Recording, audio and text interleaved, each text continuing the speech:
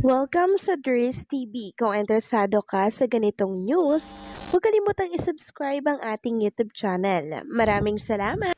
Welcome back again sa ating YouTube channel mga kakimpaw, and sa update nating ito ang pag-uusapan natin ay tungkol sa mga importanteng ganap kina Kim and syempre kay Paolo Abilino. Pero bago po ang lahat, maraming salamat sa inyong patuloy na pagsuporta at pagsubaybay sa mga daily update natin. Kaya naman bilang pasasalamat, narito po ang isang komentong napili ko patungkol yan sa naging previous update. Unang komento mula po ito kay Ginang Corazon Carilla. Sabi niya, yes Ma'am Ders, okay lang nalalayo sila for the meantime, parang maka-rewind naman sila.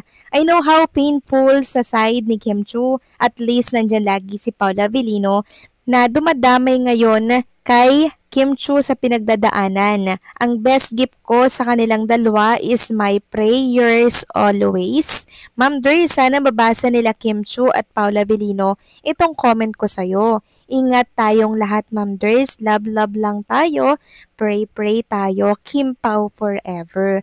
Naku, maraming salamat po sa komento, Ginang Corazon Carilla. Hopefully nga po ay makarating kay Kim and Paolo Avellino itong napakagandang komento po ninyo na hindi nyo siya nakakalimutan na ipagdasal tuwing tutulog po kayo. Sobrang malaki ang pasasalamat nila sa inyo for sure pag nangyari pong mabasa po nila ito, no? And tama po kayo dyan.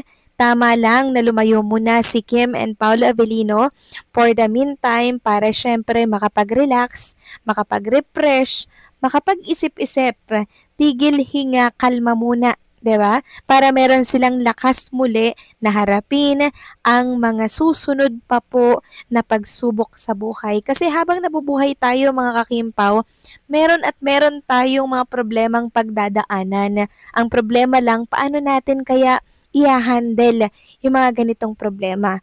Mabuti na lamang po si Kim Chu may isang Paolo Avellino na lagi pong nasa tabi niya, handa pong umalalay at syempre magsakripisyo, umunawa at makinig sa mga problema ni Chinita Princess. Thankful tayo doon mga kakimpaw dahil si Paolo Avellino, saksi po siya sa mga pinagdaanan at na-overcome ni Chinita Princess na mga pagsubok sa buhay.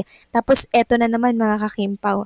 'Di ba? At sana po ay malagpasan ni Kim Chu ang ganitong pagsubok sa buhay. Yan ang ipag-pray natin. So maraming salamat sa komento, Ginang Corazon Carilla.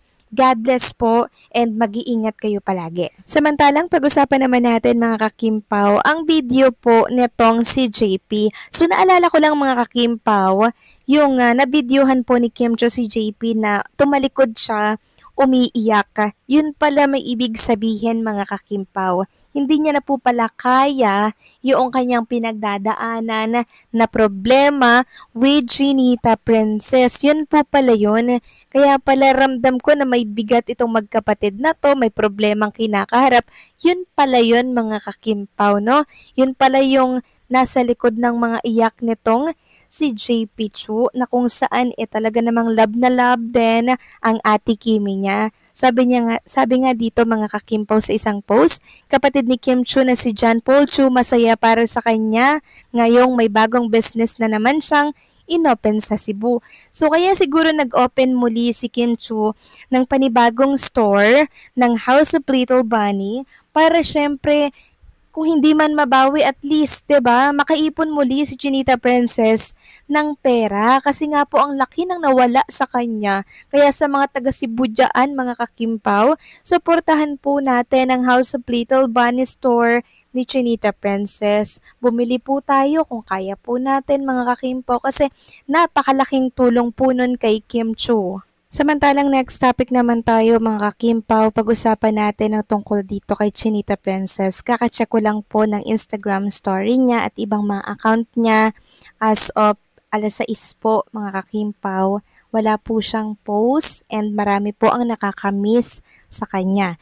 So napag-alaman natin mga kakimpaw na bawal po pala siya munang mag-post sa social media. Siguro pinagbawalan po ng management dahil tumatakbo na nga po yung kaso, yung investigasyon sa pinail na kaso ni Chinita Princess laban po sa kanyang mga kapatid. Or sa kanyang kapatid, hindi mga no, sa kanyang kapatid na sila Kambini Chu. So, kinakailangan po siguro na manahimik muna si Kim Chu sa social media and wag mo nang magbasa ng mga social media account dahil para maiwasan din po yung stress. And syempre mga kakimpaw, nililimitahan din po siya ng management siguro dahil maapektuhan talaga mga kakimpaw si Chinita Princess dito eh. Sabi nga po dito ng isang account sa X, kaya pala wala siyang post dahil pinagbabawalan mo na siya mag-post at sa social media. Respect pero nakakamiss. Yes mga kakimpaw, nakakamiss si Chinita Princess. Hindi po tayo sanay na wala pong paramdam si Kim Chu. Parang may kulang po sa pang-araw-araw nating buhay pag hindi po natin nakikita yung mga post ni Kim Chu na isang patunay na okay lang siya. 'Di ba? Mas lalo po kasi nag-aalala ang mga fans pag nakikita nilang walang paramdam si Kim Chu, wala man lang repost, 'di ba?